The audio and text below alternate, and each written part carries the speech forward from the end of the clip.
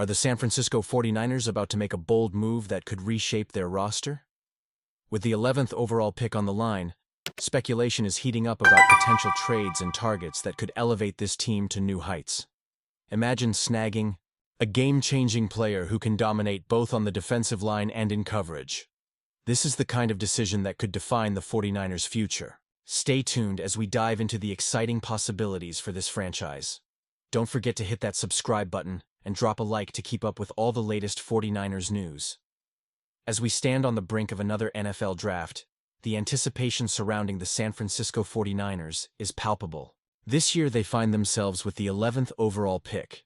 This is the highest they've had since 2021, and fans are buzzing with excitement about the possibilities. The potential for a trade down has sparked some intriguing conversations, especially with experts like Daniel Jeremiah suggesting names that could fit perfectly into our defensive scheme. One name that stands out is Walter Nolan, a defensive tackle who could be a game-changer for our defensive line. He's explosive, and his performance at the Combine could solidify him as a top pick. But, let's be real, there are whispers of character concerns that might give the 49ers pause. If they do move down, it could be a strategic play to gather more assets while still landing a promising prospect. And if Nolan isn't the answer? Well, the draft landscape is rich with talent. Take Princely Milan from Ole Miss. This edge rusher has been quietly impressive, racking up an outstanding pressure rate and showcasing skills that would fill the void left by Dee Ford. His versatility and ability to manipulate offensive linemen could make him a perfect fit for our defensive strategy. Then there's Derek Harmon from Oregon. He may not be the flashiest name in the draft, but he's been a pressure machine. He led all defensive tackles with an impressive number of pressures, and his ability to play against both the run and pass could be exactly what the 49ers need to bolster their defensive interior. Imagine him paired with our current defensive line. The possibilities are exciting. Now, let's not overlook the safety position. Malaki Starks from Georgia has some serious coverage skills that could elevate our secondary. Yes, we've invested in safeties recently, but Starks brings a level of versatility that could allow us to adapt our defensive schemes. With Talanoa Hufanga's future uncertain, adding a talent like Starks might just be a savvy move for the long haul. And how about the offensive line? It's been years since the 49ers used a first-round pick on an offensive lineman, but Armin Membu from Missouri might just change that narrative. He's been a wall, allowing 0 sacks last season. His ability to anchor the right side and his mobility make him a serious candidate to solidify our offensive front. With the struggles we faced last season, can we afford to pass on a talent like this? Now, with all these names on the radar, it begs the question: what direction should the 49ers take? Should they stick with the 11th pick and grab one of these talented prospects, or is trading down for more picks the smarter play? Personally, I'm torn. There's a lot of potential at 11. But if they can maneuver to gather more assets, it could set up the franchise for greater success down the line. Fans, I want to hear from you. What do you think? Are you leaning towards taking a top talent at 11, or do you believe trading down could yield better results?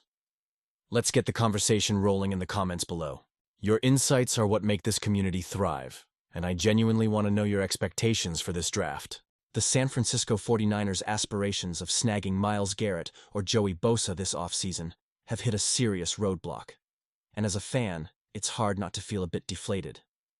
We all remember the excitement that surrounded Myles Garrett's trade request earlier in the offseason. Just imagine a defensive line featuring both Garrett and Nick Bosa. It would be a game-changer for the Niners, something fans could only dream about as we gear up for the 2025 season. But let's face it, acquiring Garrett would not only come at a steep price, but it would also put the 49ers in a bidding war with teams across the league. It's a tough pill to swallow, knowing the competition would drive the asking price out of our comfort zone. And then there's the possibility of reuniting the Bosa brothers, which had a lot of us daydreaming. Joey Bosa, after battling injuries over the past 2 years, showed signs of a bounce-back campaign in 2024, and the idea of him lining up next to his brother Nick seemed like a match made in defensive heaven. But alas, it appears both Garrett and Joey Bosa are likely to stay put this offseason, which leaves us pondering the future of our defensive line. Cleveland Browns general manager Andrew Berry made it clear during the NFL Scouting Combine that they see Garrett as an integral part of their organization. His words conveyed a sense of finality. We can't imagine a situation where not having Myles as part of this organization is best for the Browns. Sure, this could be typical executive posturing aimed at driving up trade value, but the underlying sentiment resonates. The Browns know the value of a generational talent like Garrett and would be foolish to let him go without a fight. Similarly, the Chargers general manager Joe Ortiz has expressed a desire for Joey Bosa to remain in Los Angeles. He stated, "I know he wants to retire a Charger. I'd love for him to retire a Charger." This commitment could soften the blow for Joey, who has faced his share of adversity in recent seasons. While the thought of him joining forces with Nick is tantalizing, it seems like the Chargers are not ready to part ways with him just yet. Now, as a die-hard 49ers fan, I can't help but feel torn about these developments. On one hand, I understand the strategic moves from both the Browns and Chargers. They're trying to build their squads around cornerstone players. But on the other hand, the Niners need that elite pass rusher to complement their already formidable defense. The dream of having either Garrett or Bosa on our roster feels like it's slipping through our fingers, and it's hard not to feel a sense of loss. So what does this mean for the 49ers moving forward? Without these key acquisitions, we are left to evaluate our current roster and the potential for homegrown talent to step up. The 49ers have a strong foundation, but to make a serious run at the Super Bowl, they need that elite edge presence. The pressure is on the front office to find alternative solutions, whether it's developing younger players or exploring other trade avenues. And let's not forget, the draft is right around the corner. This is the time for creativity and strategic thinking. The front office must capitalize on every opportunity to strengthen the team, especially in the trenches.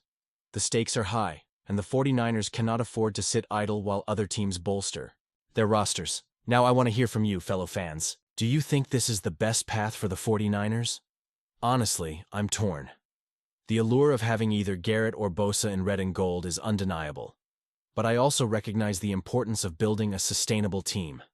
The decisions made in the coming weeks will undoubtedly shape the future of our beloved franchise.